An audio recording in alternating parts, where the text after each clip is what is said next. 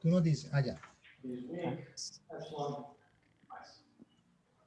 Listo, muy buenas noches a todos. Nuevamente agradecerles a los que se conectan por Epicentro Radio, una iniciativa de comunicación y educación para democratizar el conocimiento en gestión del riesgo, protección civil, medio ambiente, desarrollo sostenible. Quiero enviar un saludo a nuestro director en México, Héctor Paz, y a su hermano Jorge Paz, que han hecho posible que hoy tengamos y que disfrutemos de este espacio de comunicación, no solamente en México, sino ya ahora en América Latina y el Caribe. Quiero saludar a mi colega Giovanna Osorio. Buenas noches.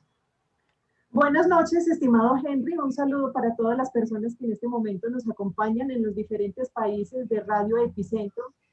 Muy buenas noches, doctora Lina Triana, nuestra maravillosa y grandiosa invitada el día de hoy. Una grandísima líder en resiliencia que esta noche nos va a compartir muchísimas experiencias, muchísimas reflexiones sobre qué es para ella la resiliencia y cómo se materializa en la vida cotidiana. Bienvenida, doctora Lina. Muchas gracias por acompañarnos esta noche. No, muchas gracias por la invitación, muchas gracias por esa presentación tan bonita, muchas gracias, Johanna, de verdad. Y bueno, no, aquí muy contenta de estar con ustedes hoy y dispuesta como ustedes mismos me dijeron antes fuera de cámaras, a pasar un rato agradable con todos ustedes. Muchas gracias. Bueno, y así será, doctora Lina Triana. Bueno, vamos a empezar esta entrevista por este programa. Quiero preguntarle, yo quiero que usted, doctora, se presente, usted mismo. Normalmente, nuestro invitado se presenta. ¿Quién es Lina Triana? Cuéntanos un poco de su vida, lo que se pueda contar, dónde estudió y cómo ha llegado a ser hoy, desde el punto de vista profesional y personal, lo que es Lina Triana. Bueno, ¿quién es Lina Triana? Yo creo que Lina Triana es una mujer que tiene como un motor aquí adentro, que a veces cuando uno habla de pasión lo interpretan de una manera como pasional, no, pero digo pasión es como el motor, ese motor que está aquí adentro de uno y que lo hace a uno, digámoslo, siempre trabajar por las cosas que uno en verdad, y qué pena la redundancia, lo apasionan, pero de una manera, me refiero como que de verdad querer sacar adelante los proyectos o esos propósitos que uno se pone de vida, siempre pensando en que ese motorcito que uno tiene aquí adentro hace que, aunque lleguen circunstancias a nuestra vida, porque es normal, como siempre le digo a los niños, nosotros en este mundo en que tenemos, se nos van a presentar circunstancias, pero si tenemos ese motorcito allí con ese propósito que es más grande que nosotros mismos, la circunstancia es una manera más o una razón más para seguir haciendo lo que uno más le apasiona, lo que le prende el motor y seguir adelante. Entonces yo creo que esa es Lina Triana en una esencia. Yo no sé si dije lo que no era, pero más o menos eso es, ¿sí? Y eso ha sido siempre. Entonces, contarles pues quién soy, ahorita ya, yo siempre cuando uno le preguntan quién es, uno siempre dice, no, es que yo soy Lina Triana, soy mamá, tengo 2 hijos, tengo un esposo, soy médica, después hice cirugía plástica, eso no es Lina Triana. Esos son los cartones que Lina Triana, sí, como lo que colgó, lo que ella quiere que la otra gente vea. Pero la esencia de Lina Triana es eso que les acabo de decir, ¿no? Ese motorcito que tengo aquí, ¿sí? Que me empuja todos los días a hacer lo que en verdad me apasiona y que me hace, digámoslo, aunque lleguen las circunstancias, aunque lleguen las situaciones, siempre pensar en vamos a salir porque quiero seguir haciendo esto que es lo que más me apasiona. Y siempre tener claro, también muy importante, que tengamos ese propósito que sea más allá de mí, ¿sí? Un propósito más grande que yo misma, porque es vital. Cuando uno solo está pensando en un propósito que es de uno solamente, el pedacito que solamente abarca la Lina Triana, cuando llega la circunstancia, uno como que se derrumbe, como que no tiene ganas de seguir. Pero si ese propósito está más grande que yo, por algo más grande que yo, es otra vez una disculpa más porque no, pero es que yo lo tengo que seguir haciendo porque es que esto no es por mí, esto es para algo más grande que yo. Y eso me empuja a seguir haciéndolo. Y básicamente, bueno, entonces les cuento la Lina Triana de médica, cirujana, ¿listo? Entonces, pues Lina Triana nació de un hogar de un papá médico, ¿sí? Mamá ama de casa, ¿sí? Yo siempre digo, mi mamá le da rabia, porque pues no, yo siempre digo que yo nací casi que por accidente, porque mi papá estudió medicina en la Universidad del Valle, y pues yo nací cuando mi papá estaba en el internado, pues uno no quiere tener un hijo en el internado, o sea que fue, no, como que no, pues ahí, así, ¿sí? Entonces, él se fue a hacer un internado en Buga, me acuerdo yo, mi mamá se fue para allá, y después ya, yo nací cuando mi papá estaba en el año rural, mi papá se fue al año rural a Saldaña, Tolima, que era un pueblito entre Ibagué y Neiva, a Rosero, ¿sí? Y mi papá pues se fue para allá, llegó a Saldaña, pues el médico era él, ahí no iban a un hospital y él, ¿sí? Y allá nací. Claro que yo nací en Saldaña, me llevó a nacer a Ibagué. Yo te decía que era caleña porque yo me siento caleña de corazón, pero en verdad nací en Ibagué. Sí, mi papá me llevó a nacer a Ibagué porque yo creo que pues, se moría del susto de recibir la niña. Entonces me llevó a mi mamá que yo naciera en Ibagué para no recibirme porque pues, era el médico del pueblo. ¿Sí? Entonces, nací allá y obviamente pues vivíamos en el hospital. ¿Sí? Pues imagínate, mi papá, estudiante, ya con señora e hija, pues vivíamos en el hospital, en un cuarto del hospital. Pues mi papá siempre dice, mi mamá, que yo gateaba por todos los corredores del hospital, ¿no? Y ese, mi patio de juegos era el hospital de Saldaña era mi patio de juegos, ahí era que jugaba yo. Inclusive mi papá, bueno, ahí después ya logró sacar, porque además se quedó, era un año de rural, se quedó 3 años en Saldaña, 3 años, ¿sí? Entonces, repito, mi casa era el hospital, ahí conocí un gatico, que nunca se me olvidará, un gatico que me hizo como despertar esa pasión, otra vez hablo de pasión, por los animales, ¿sí? Yeah. Ahí empecé. Yo era más bien, mi mamá siempre dice que yo era más bien tímida, y hasta en el colegio también era tímida. Las profesoras siempre decían que yo casi no hablaba, pero cuando hablaba, pues decía lo que había que decir, pero casi no hablaba. Distinto ahora que hablo hasta por los codos, no me calla nadie, ¿no? Porque mis hijos a veces no me creen que yo era así, pero es verdad. Entonces, yo era más bien observadora, callada, y entonces me gustaban, empecé con ese gatico como a darme cuenta que los animales era como lo mío. Después, allá en Saldaña, también los caballos me empezaron a gustar, pero tuve un episodio traumático con los caballos. Ese episodio traumático fue que, bueno, la otra vez del caballo, que hay un caballito que es el que me gustaba, había una finca donde íbamos a montar y era siempre el caballito lo picó una culebra, se murió, entonces me montaron en otro caballo, me desbocó, me caí, perdí el conocimiento y yo dije que nunca más me iba a montar en un caballo. Entonces mi mamá me dijo, no, ¿cómo no te vas a montar en un caballo? Si es que aquí en el pueblo pues todos montan a caballo y pues los muchachos iban, pues yo era chiquita porque en el Saldaña volvíamos siempre a vacaciones, o sea, quedó el vínculo, como mi papá estuvo 3 años allá, quedó el vínculo, entonces volvíamos. Yo me caí del caballo cuando tenía 6 años. Y entonces mi mamá decía, pero si cuando venimos aquí a Saldaña siempre salen pues a las fincas a montar, y usted era la única que no me monta. Pues no, me daba miedo. Entonces, eso fue, debe ser más grandecita, porque yo empecé a montar ya, de verdad, a los 9. Entonces debía ser puro 8, 7 años más o menos, cuando se me desbocó el caballo.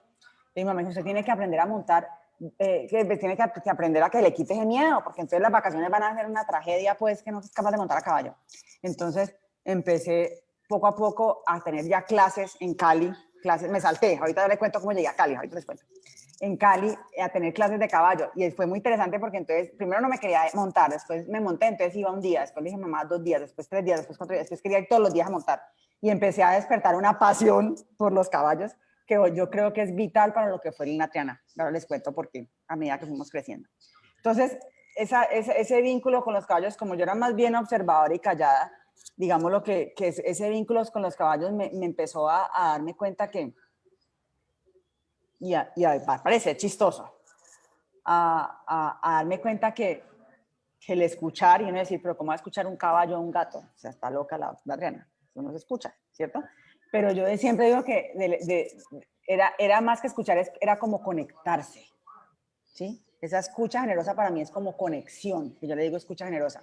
Entonces empecé a conectarme con los animales y empecé a darme cuenta que esa conexión o esa escucha generosa en verdad hacía, o sea, yo era como que yo dije, bueno, por aquí me conecto con el animal y empecé a darme cuenta que cuando fui empezando en el colegio, hacía lo mismo.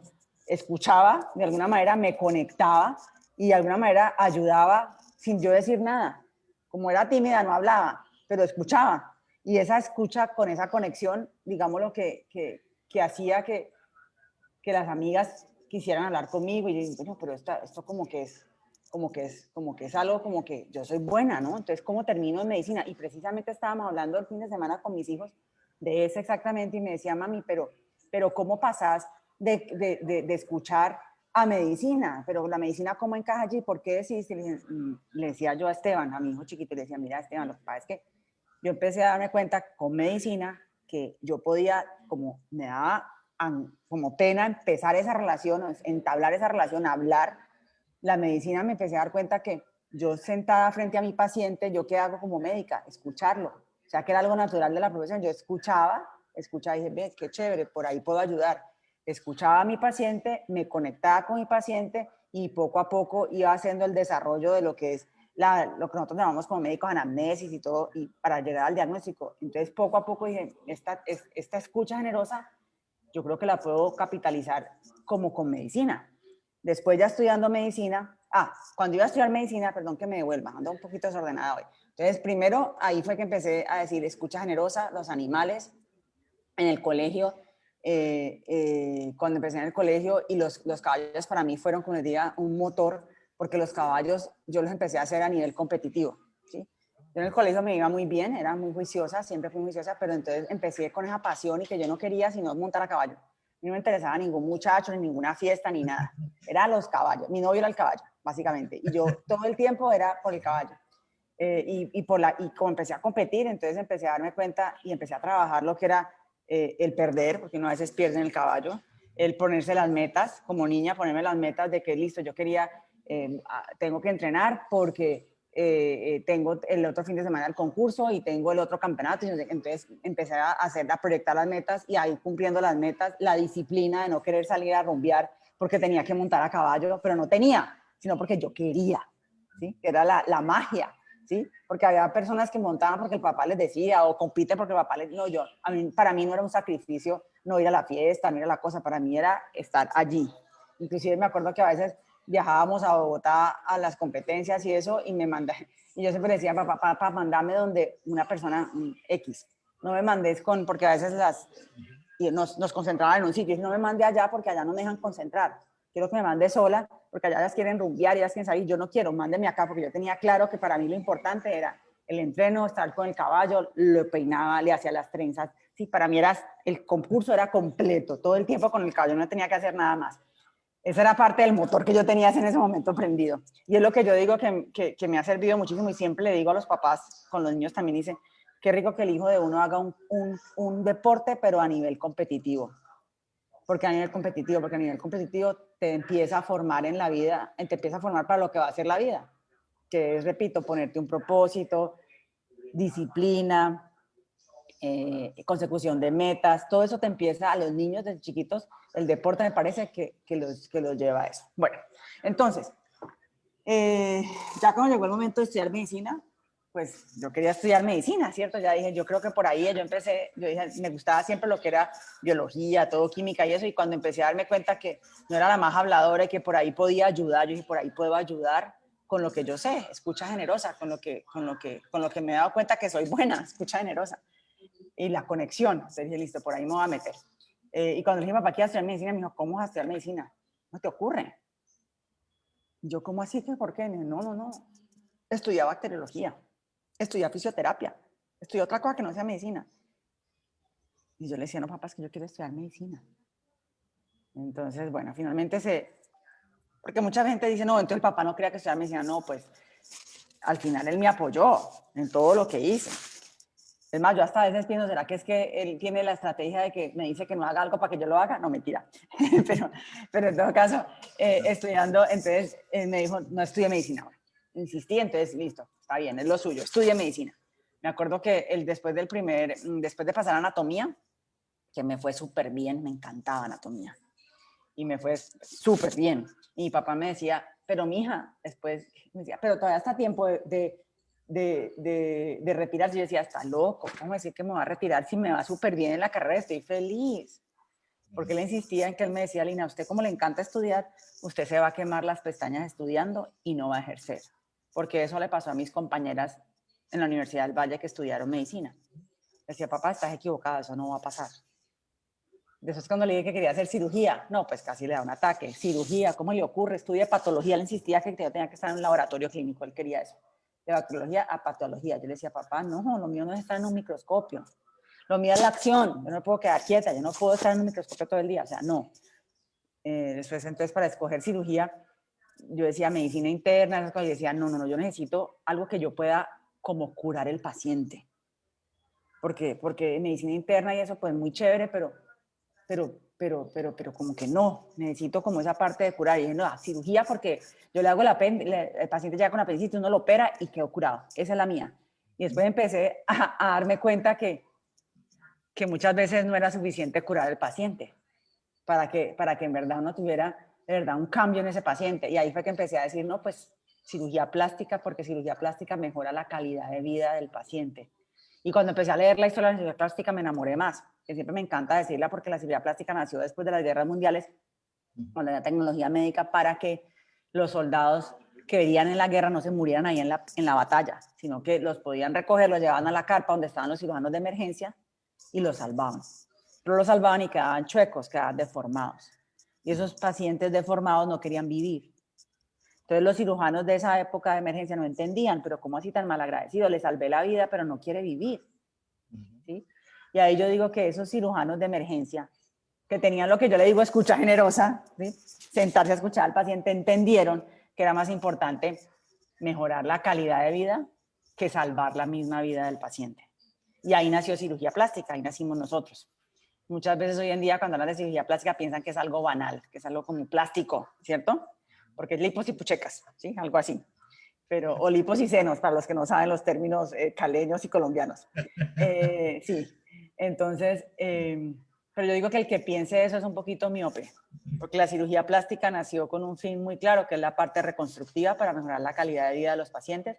Y obviamente hoy en día la cirugía plástica estética está muy popular por todo lado, pero estamos mejorando que también con cirugía plástica estética la calidad de vida de los pacientes. Lo que pasa es que todo en exceso pues es malo y muchas veces se cree que la cirugía plástica estética va a resolver la vida del paciente o lo venden así y eso es un error porque una cirugía plástica estética no te resuelve la vida. De pronto te mejora tu parte externa para que tú te sientas mejor cuando te miras al espejo, lo que sea, pero eso no quiere decir que vas a cambiar tu rollo de aquí adentro. No, eso no lo cambias, ¿sí? Y muchas veces esas mujeres que hacen cirugía plástica estética terminan haciéndose una cirugía y después otra, porque cada vez que se hacen la cirugía se sienten mejor en teoría, por 3 o 4 meses o 6 meses o 8 meses y después como no cambiaron aquí adentro, entonces vuelven otra vez a buscar otra para sentirse otra vez bien esos otros poquitos meses y así, y se vuelven, y eso es lo que uno dice que están, digámoslo, acudiendo a la cirugía plástica estética por la razón equivocada. Entonces, bueno, ahí les cuento entonces cómo llegué a ser médica, cómo llegué a ser cirujana plástica. Si les cuento un poquito más de cirugía plástica, antes de pasar a la vida gremial, cuando ya empecé a cirugía plástica, terminé mi práctica de cirugía plástica, terminé mi especialización de cirugía plástica en la Universidad del Valle, mucho honor. Soy médica y especialista en cirugía plástica en la Universidad del Valle, de las dos. Y siempre digo mucho honor porque es un honor, de verdad, mi universidad. Precisamente en la junta directiva que tenía hoy era de exalumnos de Univalle y pues no llegué, qué pena. Pero bueno, entonces ya cuando me gradué de cirujana plástica, llegué derecho a una práctica privada de cirugía plástica estética donde me contrataron para que yo escuchara a los pacientes. Regio, lo que yo sabía hacer, para eso me contrataron, porque eran 3 cirujanos plásticos que operaban muchísimo y pues que estaban tan ocupados que no querían escuchar a las pacientes, ¿sí? Entonces era lo que yo hacía, yo escuchaba a las pacientes y cuando había una necia o que no quería nada, pues esa es la primera que me mandaban, para yo básicamente escucharlas, ¿sí? Y escuchando a las pacientes, porque después, si ustedes miran mi currículum, pues soy cirujana plástica y tengo, digamos, una cosa un poquito más estructurada o más, sí, más especializada en cirugía plástica vaginal. Entonces ahorita les voy a contar por qué llegué allá, ¿vale?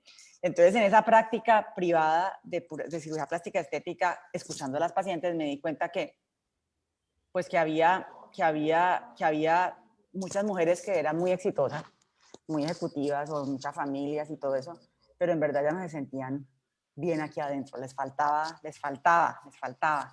Y muchas de ellas no se sentían satisfechas de su vida sexual. Y ahí fue que empecé a decir, ve, pues, y como yo las escuchaba porque era casi que psicoterapia, entonces dije, ve, pero pues sí, entonces empecé a buscar e investigar más sobre cirugía plástica vaginal, y en realidad en los libros de nosotros, los libros que son como la Biblia de nosotros, que era el Mate Sinajay, había un parrafito así, eso era todo lo que había.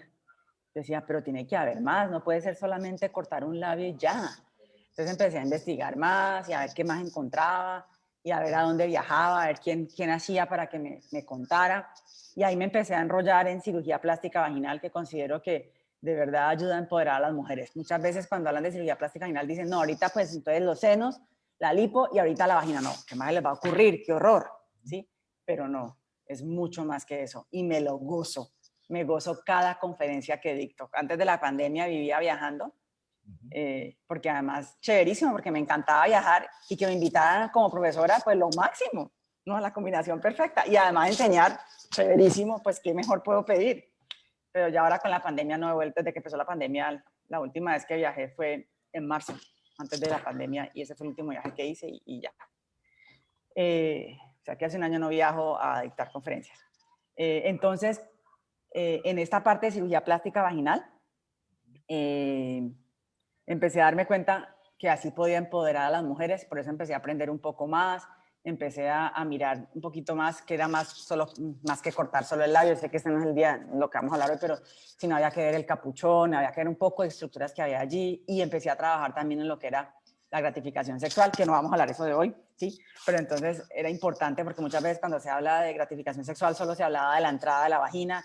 Resulta que nosotras las mujeres, la gratificación sexual es diferente de los hombres de las mujeres, y lo que estaban haciendo, lo que hacen muchos de los colegas, que siempre les digo, por favor, eso no, porque la cirugía la está haciendo ella y ella debe también, digámoslo, disfrutar y hacerlo, o sea, hay que hacerlo de la manera correcta, que es como siempre les explico. Entonces, de esa manera esa mujer, no es que ahorita se van a volver libertinas todas, pues no, pues porque no es así, pero sí que ella se sienta contenta con lo que ella es y empoderada de su vida sexual, que le cierra el ciclo, porque repito, muchas eran muy empoderadas de la parte de su parte laboral, su parte de una familia muy bonita, pero en realidad con su pareja no se sentían bien. Entonces eso les cerraba el ciclo, y por eso trabajé en eso, y hoy en día eso me abrió muchas puertas, porque de todas maneras, desde que yo siempre decía, en la vida gremial siempre decía, pero cuando empecé, pues ahí pues uno como jovencito siempre, de pronto, y aquí los adolescentes que nos estén escuchando, uno es muy dado a criticar, ¿no? A criticar todo. Esa es la época de la adolescencia, uno critica todo. Uno se siente que uno es el mejor de todos y todo lo demás no está funcionando. Entonces, claro, uno se graduó de la universidad y pues yo decía, no, pues ¿por qué la sociedad es así? O ¿por qué yo no sé qué? De cirugía plástica. Entonces, hasta que un día dije, no, es que criticando no saco nada. Ahí no saco nada. Entonces, tengo que empezar es para poder que en verdad dar propuestas proactivas, pero entonces no lo escuchan aún. Entonces hay que, para poder en verdad hacer cambios, tengo que empezar a trabajar ya activamente en la parte de la parte gremial. Ahí fue que empecé a meterme en la parte gremial. Entonces empezaba con cositas chiquitas y poco a poco empecé a trabajar más y más en la parte gremial, hasta que ya pues quedé en la junta directiva seccional y después en la junta directiva nacional de cirugía plástica estética. Fui la primera mujer en ser electa presidente de la Sociedad Colombiana de Cirugía Plástica, y actualmente soy la presidenta electa de la Sociedad Internacional de Cirugía Plástica Estética, también primera mujer. Pero lo que decía de cirugía plástica vaginal, y cuando empecé a escuchar a las pacientes y dije, no, por aquí me ayudó muchísimo a quien soy hoy, también a nivel gremial, porque obviamente, por ejemplo, la Sociedad Internacional de Cirugía Plástica Estética, la base nuestra es la educación en todo el mundo. Entonces, obviamente, en la parte de la vaginal, pues obviamente como conferencista y profesora, pues algo importante en esa asociación es la parte de educación, ¿sí? La parte de publicaciones científicas, libros, esas vainas. Entonces, ahí cuando empecé a trabajar la parte de cirugía plástica vaginal, pues eso era un tema como que en todo el mundo no le paraba bolas, ¿sí? ¿Eso para qué? Entonces, cuando yo empecé, me acuerdo que empecé a publicar los primeros artículos, pues una mujer, pues jovencita, y de Colombia, pues ¿quién le va a publicar un artículo en la revista internacional? Nadie. Entonces yo escribía y nada, y me acuerdo que el primer artículo, un año me lo devolvían y yo volvía a mandar. Que tiene corregido y yo lo volvía a mandar. Y tiene corregido y yo lo volvía a mandar. Hasta que por fin me publicaron un artículo en la revista internacional de cirugía plástica. Yo, bien. Y después con ese artículo me fui a donde pude como trabajo libre.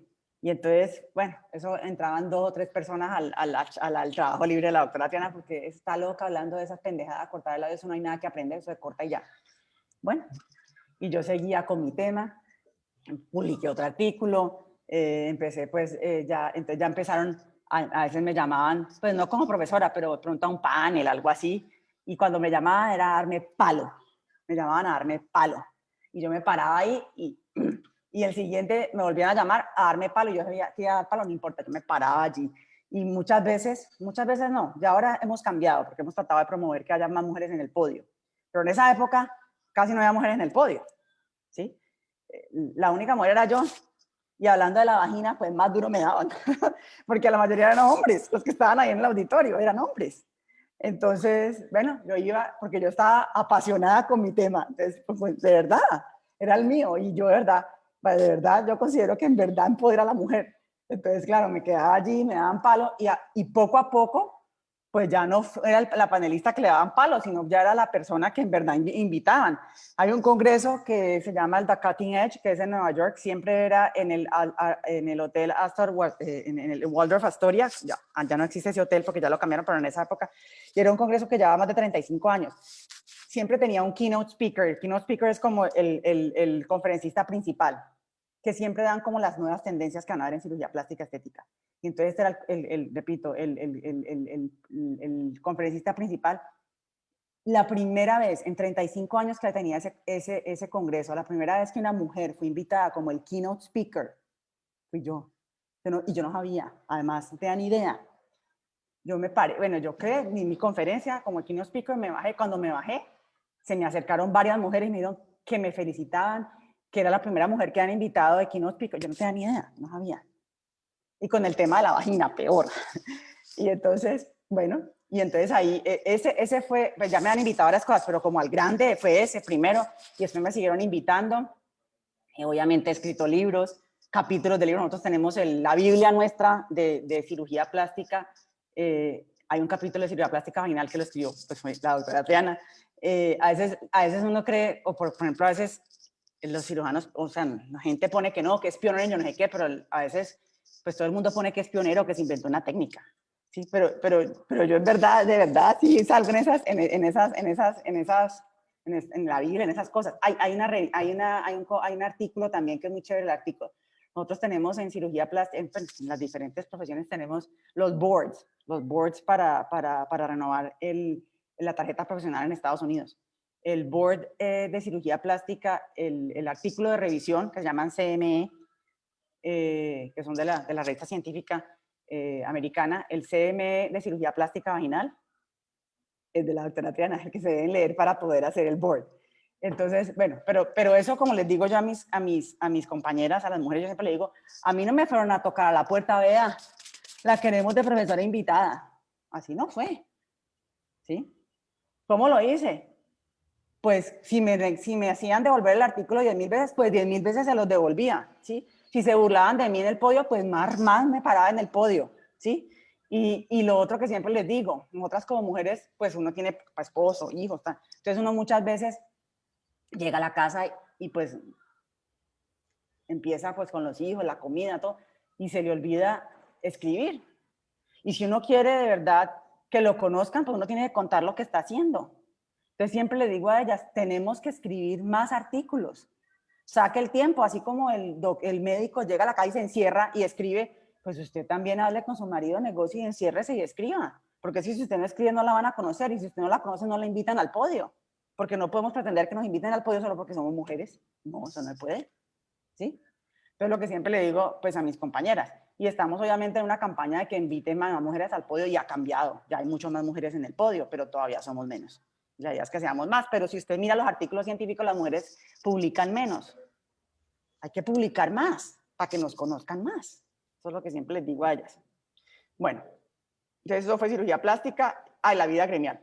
Entonces yo decía que eso me ha ayudado muchísimo porque obviamente pues ya en la parte de cirugía plástica, de la parte internacional, ahí poco a poco, bueno, con la escucha generosa que decíamos, yo fui electa como secretaria a nivel de Colombia de la Sociedad Internacional, y ahí los mismos colegas míos me dijeron, ¿por qué no te presentas para chair, se llama para director, o, sí, o presidente de nosotros?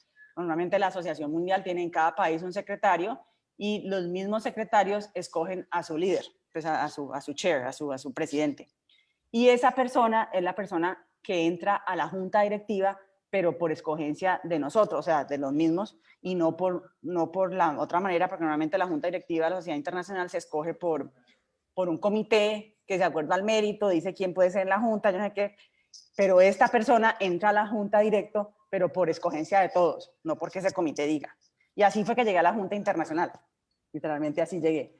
Y entonces, porque ellos me dijeron, mis compañeros me decían, anda que a vos te escuchan, anda que a vos sí te escuchan, cuando mandamos, vos como que les conectás, vos, lo que decís no sale, porque normalmente para mí nosotros, me refiero a nosotros porque yo, aunque soy la presidenta electa, todavía me considero que el secretario nacional son vitales en la asociación, son la base de la asociación. Y muchas veces la Junta no les escucha. Y si no les escuchan, pues están perdiendo la mitad de lo que está pasando, porque a veces en la Junta uno se desconecta de esos presidentes y en verdad de pronto no toma las decisiones correctas. Es muy importante que ellos son los que están en el día a día con los otros cirujanos plásticos y con los pacientes. Entonces, por eso terminé en la Junta Directiva. Y ahí tengo otra anécdota, qué pena que es otra. No sé si Joana lo sabe, pero en esa anécdota, cuando me postulé para presidente de la Sociedad Colombiana de Cirugía Plástica, antes de quedar electa, el presidente entrante en la Sociedad Internacional de Cirugía Plástica Estética era un japonés, el doctor Takayanagi, le decíamos Taka. Y el presidente de esa asociación escoge un puesto en la junta que se llama el Education Council Chair. El Education Council Chair es la persona que dirige el Consejo de Educación de la asociación, que es un cargo vital en la asociación porque nuestra misión es educación en todo el mundo. Entonces esa persona es vital. Nosotros hacemos congresos en todo el mundo y además hacemos también hacemos avales de algunos programas científicos de congresos en el resto del mundo. Entonces ese puesto es muy importante y es un honor que lo llamen a uno a ese puesto, o sea, literalmente es un honor no estar en ese puesto. Entonces, este japonés había dicho que quería que fuera yo su Education Council Chair, porque él iba a entrar de presidente. Yo decía, yo no me la creía, yo decía, pues yo soy como muy joven, como que todavía me falta, eso normalmente lo va a hacer, lo escogen un señor ahí, pues un señor de edad que ha publicado un resto de cosas, y pues yo en esa época pues había publicado, pero no tanto. Pero entonces él me decía que él quería que fuera yo, porque yo era activa, yo bueno, él quería que fuera yo. Pero yo ya me había postulado también para presidente de la Sociedad de Cirugía Plástica.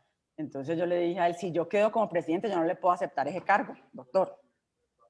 Entonces, y quedé presidente. Entonces le digo yo al doctor Taka, esto es un honor, pero yo no puedo tener ese cargo, porque pues yo no puedo tener los dos cargos y tener familia, o sea, es imposible. O sea, ser cirujana, o sea, trabajar como cirujana plástica y tener los dos cargos y ser mamá y esposa, no puedo. Entonces no puedo. Y él me decía, todos mis compañeros me decían, pero Lina, o sea, ese es el cargo que todo el mundo quiere, ¿cómo vas a decir que no? O sea, pero no puedo, o sea, no, físicamente no me da, o sea, no puedo. Entonces dije que no. Y mi marido casi no le gusta viajar conmigo a los congresos, él casi no le gusta. Pero había un congreso en Turquía donde me han invitado y después del congreso, porque además lo invitan y severísimo, uno lo invitan al congreso y además lo invitan al crucero o al tour, o sea, chéverísimo, o sea, de verdad. Entonces, en ese congreso, después del congreso, a unos profesores, a 3 de los profesores que íbamos, nos habían invitado a un crucero, pero es como un yate privado que tenía uno de esos doctores, que era un viaje súper bonito, pues allá por Turquía, de 5 días. Entonces, entonces yo le dije, Gabriel, anda, es chéverísimo. Entonces digo, bueno, está bien, ese está como chévere, entonces voy. Entonces se fue para allá. Y mi marido no sabía que ese crucero era una encerrona. Yo tampoco sabía. Entonces, la encerrona era que los 5 días del crucero, 5 o 7 días, no me acuerdo cuántos días fue el crucero, todo el tiempo le explicaban a mi marido por qué yo tenía que aceptar el cargo de Education Council Chair, que yo no podía rechazar ese cargo. Eso fue el tema del crucero todo el tiempo. Y yo todo el tiempo, no puedo, no puedo. Cuando llegamos a Colombia, mi marido me dijo, Lina, tú tienes que aceptar ese cargo. O sea, él fue el que me dijo. Lo convencieron. Entonces yo le dije, mira, Gabriel, si yo acepto ese cargo, ¿vos me entendés que yo, pues básicamente no lo voy a ver? Porque la Sociedad Colombiana de Cirugía Plástica es en Bogotá, yo tenía que estar viajando a Bogotá. Y con este cargo yo tenía que viajar. Pues imagínense, yo tenía a cargo casi 50 congresos que nosotros hacíamos, 48 que hice, que hacíamos en el año, normalmente hacíamos 35, conmigo hicimos casi 50, más todos los programas que yo tenía que revisar. O sea, yo no dormía, la verdad. Y además estaba mucho fuera de la casa, más lo de cirugía plástica, más mis pacientes que además me encantan y me los gozo en mi práctica, de verdad. Entonces, pero bueno, yo le decía, pues Gabriel, me va a tener que ayudar. Y entonces efectivamente acepté los 2 cargos y estuve los 2 años con los 2 cargos. Gracias a la familia que me ayudó, me puedo decir, o sea, definitivamente. Yo me acuerdo de una anécdota que un día mi hijo mayor, Martín, que el escritorio donde yo trabajaba era fuera del cuarto de él, y él se fue a acostar a dormir, porque él se acostaba más tardecito, como a las 10 de la noche, algo así, y yo me quedé trabajando, claro, yo tenía que revisar los congresos, todo. Y cuando él salió del cuarto, para que ya ha salido para desayunar del colegio, adivinen qué estaba haciendo la mamá, estaba trabajando en el computador, y toda la noche no me había acostado a dormir.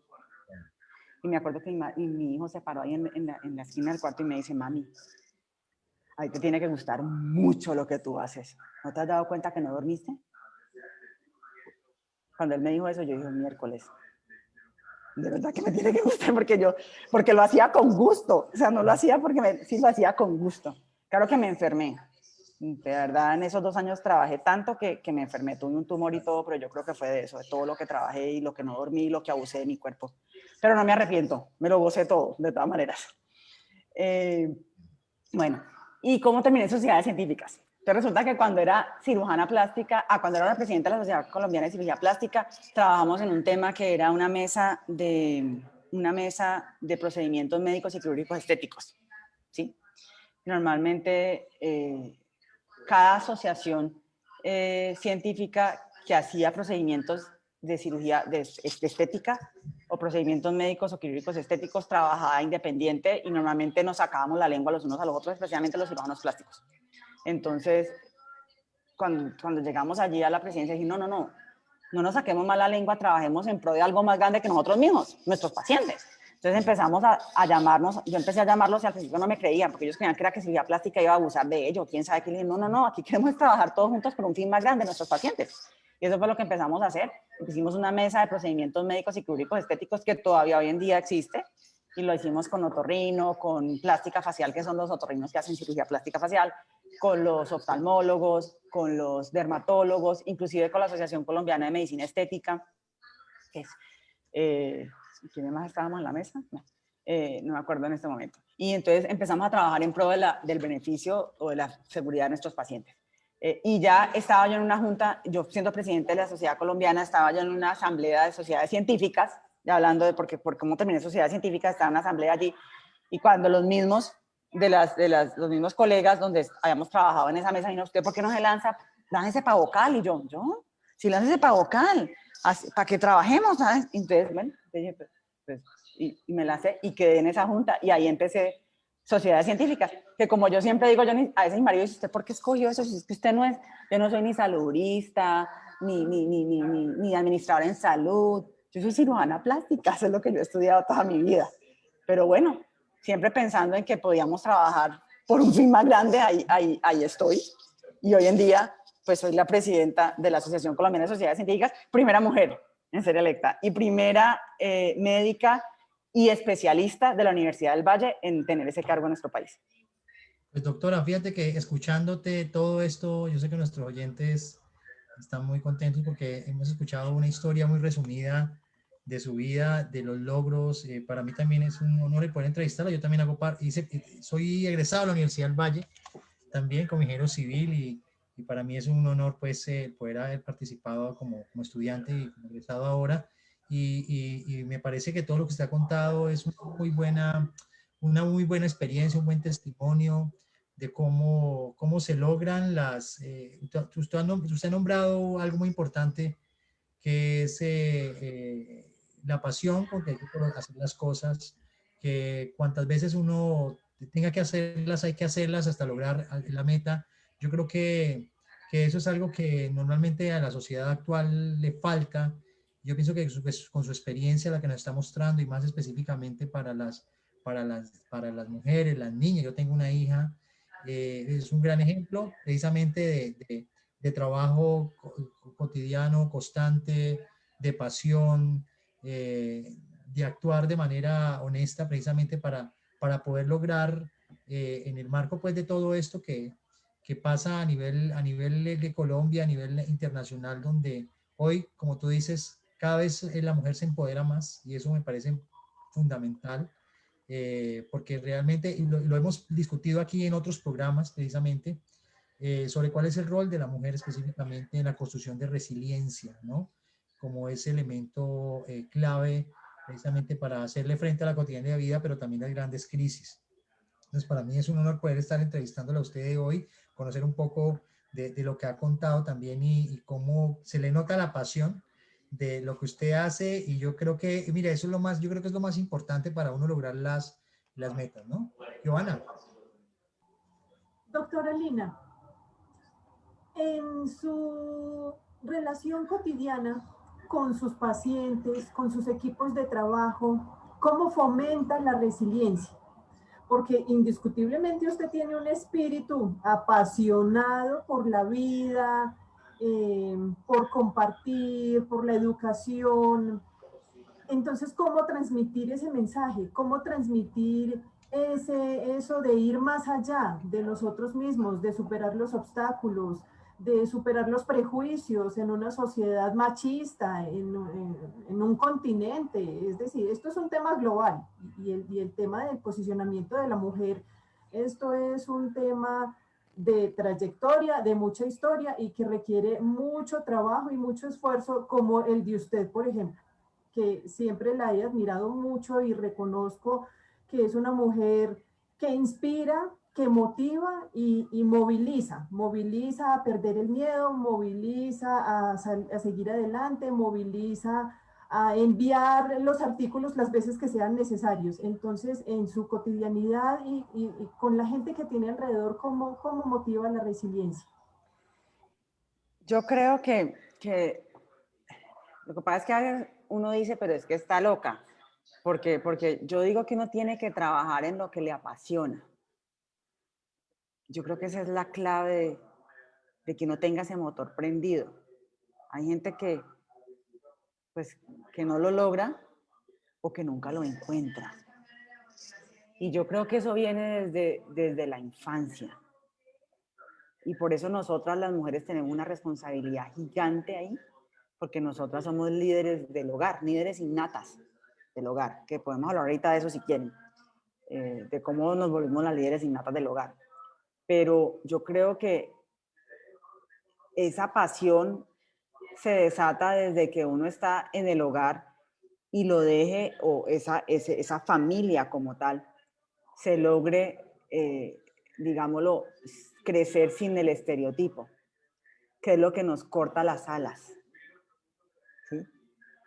Porque si usted le dicen que es que usted como es mujer, entonces solo puede lavar platos y estar pendiente de los niños, porque entonces, pues de pronto se termina haciendo eso. Pero eso no era lo que a usted le prendía ese motor. De pronto sí, porque hay mujeres que aman estar en su casa y dedicadas 100% a sus hijos, y eso les prende su motor. Pero si ese no era lo que me prendía mi motor, entonces, pues de pronto no hubiera hecho ni la mitad de lo que he hecho, porque no tenía el motor encendido de la pasión.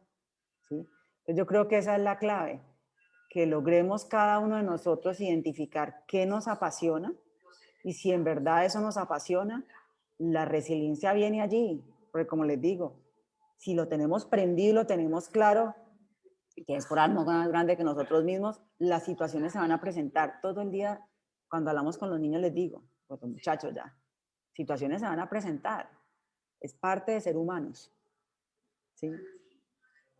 Pero lo importante es que esas situaciones son una herramienta más, una causa más para seguir haciendo lo que me apasiona, ¿sí? Para que ese motor no se me apague. Y ahí es vital lo que les decía al inicio. Si yo hago lo que me apasiona y lo estoy haciendo por un fin más grande que yo misma, ese motor sigue andando, esa llamita no se apaga. Porque muchas veces a mí me apasiona algo, pero si la razón, mi propósito de vida es chiquito, es solo por mí, cuando venga la situación, a veces se me apaga más fácil el motor. Pero si mi propósito de vida es por algo más grande que yo misma, ese motor no se apaga porque es que no es por mí, lo estoy haciendo porque es algo más grande que yo. Entonces ese motor sigue prendido. La pregunta es, los muchachos hoy en día, ¿qué les apasiona? Yo a veces le pregunto pues el mayor, ya sé que sí, está reapasionado. Tiene claro desde que estaba chiquito lo que le apasiona. El otro mío, sí, yo siempre le digo, ¿qué te apasiona? No ha encontrado, tiene 15 años, espero que encuentre, pero todavía no lo ha encontrado. Y a veces uno de los muchachos en el mundo de hoy, en el mediatismo, en todo lo fácil, como en automático, y no encuentran esa pasión. Entonces, nosotras como mamás, como cabezas de hogar y con nuestra familia, con nuestro esposo, siempre apoyando a ese ser que viene allí en formación para que descubra lo que le apasiona y que pueda hacer lo que en verdad le gusta. Y yo creo que eso es la magia. Y repito, no es fácil. Tengo uno de 15 que todavía no sabe qué va a hacer, que no todavía no ha descubierto que le apasiona. Dice que le apasiona el tenis, pero no lo veo tan apasionado como le digo yo. Esa no es tu pasión, porque si fuera tu pasión, no te importa nada sino ese torneo de tenis y yo no lo veo tan apasionado. Entonces, esa es la magia, encontrar esa pasión y verá que así podemos tener esa resiliencia que es automática. Eso nos brota, eso es parte de ese motor prendido que tenemos. ¿Y qué es la resiliencia? ¿Cómo la podrías definir desde de tus experiencias? Pues no la voy a decir como el diccionario ni nada de eso, No, sino que voy no, a decir, tú lo no, sientes. lo que le estoy diciendo es ese motor prendido que yo tengo allí, que por más de que se me presenten millones de situaciones, ese motor no se apaga, ahí va, el motor está ahí, el motor no se apaga nunca. Para mí eso es resiliencia. Okay. Para los que se conectan a esta hora, estamos conversando con la doctora Lina Triana, una gran apasionada por lo que hace, una gran líder en resiliencia.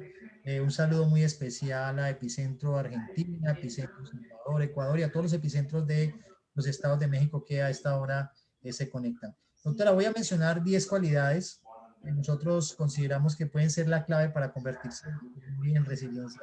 Me gustaría sobre esas cualidades que usted nos dijera con qué lo conecta, con qué conecta cada una de esas cualidades según su experiencia personal y profesional. Entonces le voy a mencionar la primera.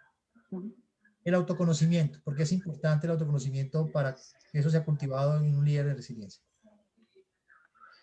Bueno, yo creo que el autoconocimiento es muy importante desde el punto de vista de que a mí me apasiona, lo que sea que me apasiona, pero yo tengo que saber, digámoslo, en ese propósito que me pongo, para dónde voy a ir y hasta dónde llego, ¿sí? Les voy a poner un ejemplo básico de autoconocimiento que se puede dar hasta en los niños. Uno dice, no, ¿sí? Los niños a veces son sabios. Yo me acuerdo que mi hijo mayor, ¿sí? Mi hijo mayor, la otra vez estaba en esos campos de verano que uno los manda y estaba una persona del campo de verano y mi marido lo recogió porque yo siempre estaba ocupada. Afortunadamente tengo mi media naranja, que siempre digo que es vital, que esa pareja que tiene ese hogar, los dos trabajen en pro de lo mejor para esa pareja, para ese hogar y que cada uno haga lo que mejor es bueno y que cada uno disfrute lo que está haciendo, básico. Entonces él fue por el muchachito, ¿cierto? Y cuando recoge el muchachito en el campo de verano, porque era con quedaba a dormir y todo, le dice la persona que estaba a cargo, que era un campo de verano de tecnología, le encantan los computadores de chiquitico y es súper pilo en eso.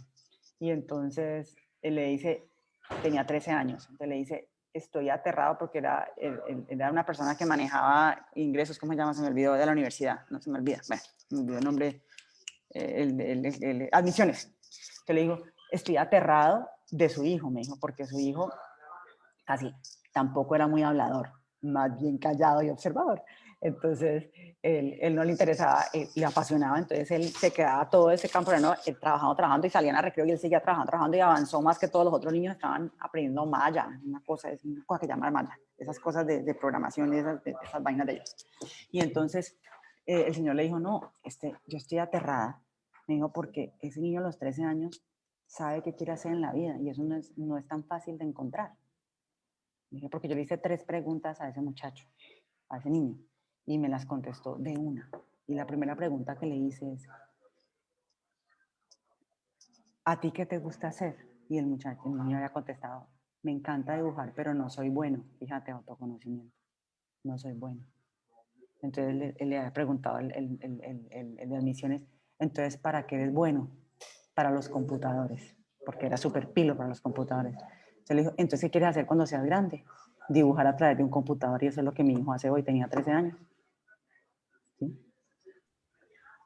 Entonces uno darse cuenta para qué no es bueno, pero lo apasiona y encontró cómo puede dibujar a través del computador para ser bueno en lo que él le apasiona. El compromiso. El compromiso. Bueno, yo creo que si uno tiene un propósito en la vida claro, que es ese propósito que te mueve ese motor, tú tienes que tener ese compromiso que es un autocompromiso nuestro. Uno puede tener un compromiso por los demás. El compromiso es con uno mismo. Por ese propósito que uno tiene allá para poder salir adelante y llegar a ese propósito. Repito, el compromiso no lo pone uno a nadie. El compromiso es con uno mismo. Commitment de uno mismo, de ese propósito. Y sí es vital. Si no, no llegas a ese propósito. Si no tienes ese compromiso, no llegas a ese propósito. Y la primera cosa que llegue, la primera dificultad que llegue, se nos acabó. Pero si en verdad estamos comprometidos, allá llegamos. Si ese motor está prendido, allá llegamos. El respeto. El respeto, yo creo que nosotros somos un ser de comunidad y vivimos, digámoslo, un ser sociable y de comunidad. Y es muy importante en ese caminar por la vida que no podemos, por más de que tengamos ese motor prendido, nosotros no podemos arrollar a los demás, ¿cierto? Parte de ese propósito por un propósito más grande que nosotros mismos, tiene que estar allí también el respeto, porque de lo contrario, entonces nos podemos volver hasta tiranos, si una persona tan arrolladora puede simplemente desvirtuar ese propósito pensando que pueden estar por encima de los demás. Y eso no es liderazgo. Para ser un verdadero líder, porque muchas veces uno cree que, y aquí puede que la palabra respeto lo va a interpretar de otra manera, muchas veces uno cree que el líder es aquel que todos le tienen respeto, porque es el líder. No, ese no es el verdadero líder. El verdadero líder no está allí porque todos lo respetan por la autoridad. Eso estoy hablando de autoridad, respeto por autoridad. Sino porque se ganó ese respeto, porque es la persona que más servicio da a los demás y los demás lo vuelven su líder. Pero no porque le tengan miedo o porque tenga poder o porque lo vean por allá, no. Es su par. Un líder es su par. Es aquella, y es el que más trabaja de todos. Ese es el verdadero líder. El que más trabaja de todos. El que tiene ese motor prendido y que logra además, con ese motor prendido, prenderle el motor a los demás para que todos salen para el mismo lado. Ese es el verdadero líder. Y si no hay respeto, eso no sería posible. La inclusión. La inclusión hace parte de la escucha generosa. ¿Sí? Para mí, pues sí. Uno tiene que escucharlos a todos, pero escucharlos de verdad, escucharlos con lo que muchas veces la gente dice empatía o poniéndose en el zapato del otro, que a veces no es fácil, porque como humanos que somos, lo primero que se nos viene muchas veces es, esto era verdad, tiene lo correcto, o tenemos una imagen preconcebida. Entonces, cuando yo digo escucha generosa, que no explique, es quitarme todo lo que tengo entre yo y esa persona al lado. Y créame que no es fácil. Yo todos los días lo practico. Y ahora con esta cosa del internet, yo decía, ¿será que sí puedo tener escucha generosa? Yo decía, porque es que esta pantalla. Pero no, sí se puede. Sí se puede a través de la pantalla la escucha generosa, sí se puede. Pero sí, eso es tratarme de quitar todo lo que está ahí en medio de mí y esa persona que está enfrente mía y conectar conectarme con esa persona. Y, y yo siempre le digo, y hay que practicarlo todos los días, porque usted muchas veces se sienta y estás en crítica, quítesela, píllesela, primero es pillársela, porque muchas veces no, está en automático y no se la pilla. La primera es pillársela, estoy en modo crítica, estoy en modo crítica y aquí no me va a entrar nada, solo me entra mi punto de vista. Y si yo estoy en modo crítica y solo me entra mi punto de vista, me perdí todo lo otro que el otro me tenía que decir y que de pronto me encuentro un poco de posibilidades que no las descubro. Porque si estoy en mi modo, en mi punto de vista, no descubro lo de los demás. Me pierdo muchísimo. Entonces, eso básicamente es.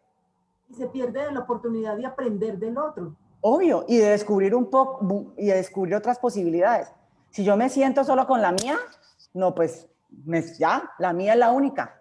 Y me perdí de otras opciones que de pronto eran hasta mucho mejor, pero solo como estar en la mía, en mi verdad, me perdí en las demás. Pero repito, como humanos, tenemos que practicarlo todos los días. Y practicarlo de manera consciente, claro. Ser responsable con esa, digamos, con esa decisión de vida, porque eso es una decisión de vida, y decir, me libero de prejuicios y escucho, y observo y aprendo. Y lo más importante también es pillarme, es darme cuenta que estoy con el perjuicio. Porque muchas veces uno se levanta y vive la vida en automático.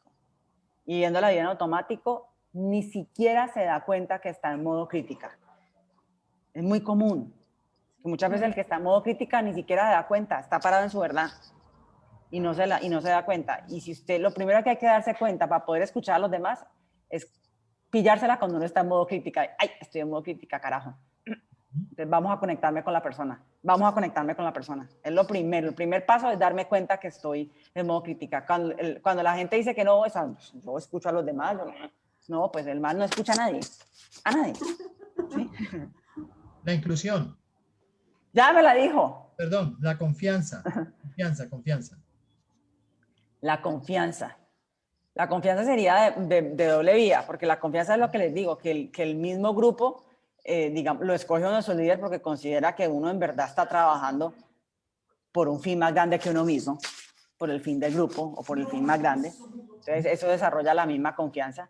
El solo hecho de la escucha generosa también desarrolla la confianza. Si yo siento que yo con esa persona sí puedo hablar, ¿sí?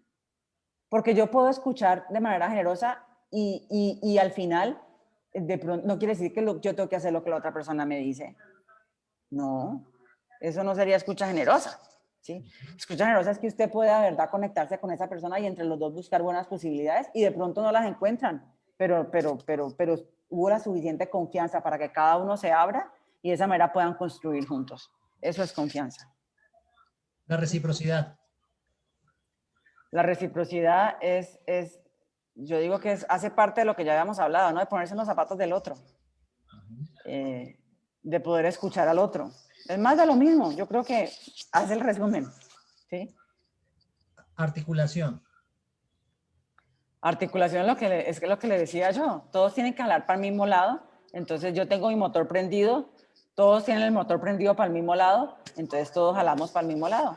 Recíprocamente, digámoslo, a veces de pronto no es reciprocidad, de pronto la palabra no podría, de pronto no es esa exacta, pero por ejemplo estábamos hablando con mis hijos este fin de semana, entonces estaban hablando, no, es que, ¿será que yo tengo que ser buenísimo en esto para poder, estábamos hablando de una cosa específica, en este tema, para poder de esa manera yo poder liderar la conversación o ser el líder de la conversación? Le dije, no, uno no tiene que ser el que más sabe de algo para poder ser el líder, para nada.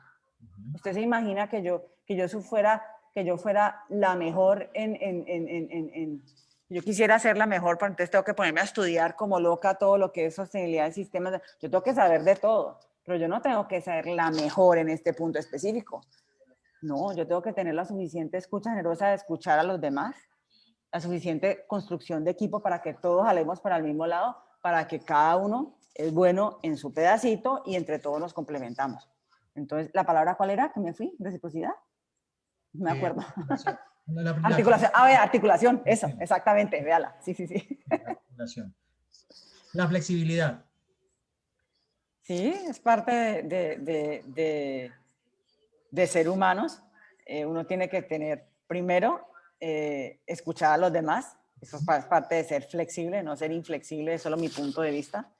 Y también flexibilidad es que a veces las cosas no le saben a uno como uno quiere, pero uno tiene su motorcito prendido y sigue adelante. Yo creo que es indispensable. Y todas esas cosas también, como les decía yo, para los que son papás, con la parte del deporte o la deporte tipo de competición, te ayudan también a eso de la flexibilidad, que si no gano, pues no importa, pues sí importa, pero digámoslo, aceptarlo a que es un esfuerzo más para seguir trabajando, no dejarme bajar los ánimos, esto, no sé, todo eso, yo podría decir que uno debe, cuando uno tiene un pensamiento flexible, está trabajando siempre en pro al propósito que está más allá y todo lo que llegue, el propósito está más allá. ¿Listo? La creatividad. Creatividad, muchas veces uno cree que uno es el creativo, ¿no? Que uno es el creativo, porque uno siempre es el yo.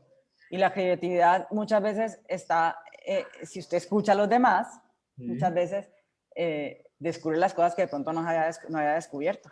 Entonces yo creo que la creatividad siempre está alrededor de todo lo que hacemos, pero no quiere decir que yo soy el único creativo. La creatividad es saber escuchar a los demás para que entre todos creemos el mejor futuro que estamos creando juntos. Yo creo que eso es más, eso es el verdadero líder también.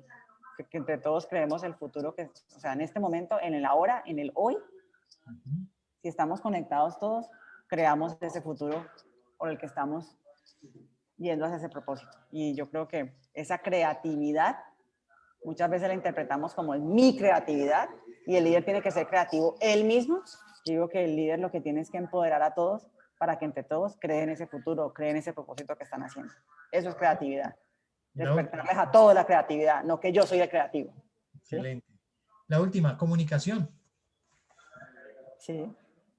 Pues que, como les dije, nosotros somos un ser social. Nosotros somos la palabra. ¿Sí? Entonces es vital que haya comunicación. Y la comunicación, cuando hablamos de comunicación, no es solo palabra, no es solo lo que hablamos. Cuando yo creo que somos la palabra, no es solo lo que hablamos, sino también la comunicación se expresa en la parte escrita, se expresa en la parte corporal, se expresa inclusive hasta cómo formulamos lo que hablamos, ¿sí? Porque una cosa es que yo piense que puedo lograrlo y otra cosa es que vamos para allá, ¿sí? Y eso es parte de la comunicación y de que ese grupo esté todo conectado hacia esa comunicación positiva. Entonces, sí, sin comunicación no hay nada. Sin comunicación no hay nada. Juana. Doctora Lina, pues un honor que nos haya acompañado esta noche. Esta es su casa.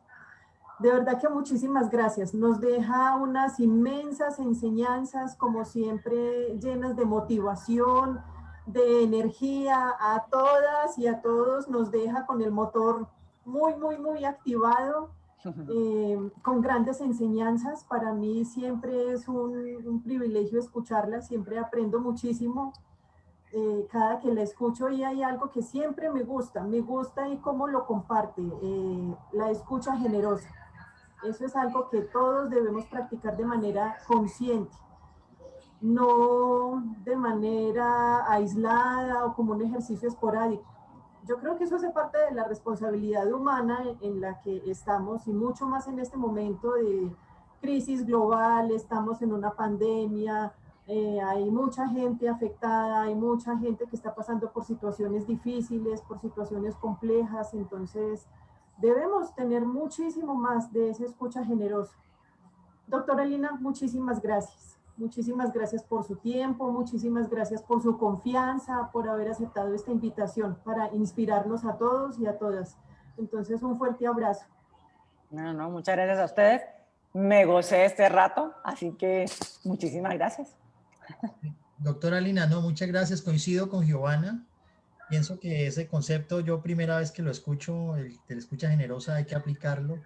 Pienso que todos los oyentes que nos están viendo por acá, también por estos medios, y nos van a ver luego más adelante diferido, pienso que el gran mensaje que usted ha dejado el día de hoy para poder triunfar en la vida, para apasionarse, que a veces nos falta, nosotros no sabemos escuchar. Y yo creo que ahí está el secreto precisamente del líder. Y yo creo que estos 10 aspectos esenciales que hemos mostrado tiene algo que los conectan, que es la escucha generosa. Y yo le agradezco por dejarnos esa, digamos, ese gran mensaje que me lo llevo siempre, me lo llevo a llevar para toda la vida y lo vamos a empezar también a trabajar y a aplicar. Entonces, doctora, nuevamente muchas gracias por conectarse, por el tiempo, por dedicarnos un rato de su vida en este espacio y pues, realmente agradecerle. Nuevamente, gracias. Este espacio de resiliencia, pues yo creo que, como lo hemos dicho hoy, necesitamos un mundo así, un mundo con el motor prendido. Muchas gracias por la confianza. Como ustedes ven, apasionada por lo que dije, casi no nos dejé hablar, qué pena. Pero esa línea, Triana. La idea era escucharte y creo que tuvimos también una escucha generosa porque yo creo que todos han escuchado, porque eso es lo que queremos de este programa. O sea, que nos puedas conectar, nos puedas contagiar de la pasión, de inspirar a los nuevos líderes, de que la gente, lo que has planteado acá, yo sé que nos va a servir a todos para revisar lo que estamos haciendo, cómo estamos escuchando, cómo estamos actuando.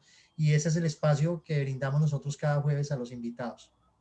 Para nosotros ha sido un gran honor y además saber que eres una gran representante del país, mujer, que estás llevando en alto el nombre de Colombia y también ayudando a muchas mujeres y a muchos hombres también para poder hacer este mundo cada vez mejor. Muchas gracias, doctora Lina, y a todos ustedes que se conectan los jueves también les agradecemos y nos vemos el próximo jueves con un gran invitado desde México. Un fuerte abrazo para todos. Chao, chao. Muchas gracias. Hasta luego. Muchas gracias. Muchas gracias. Chao.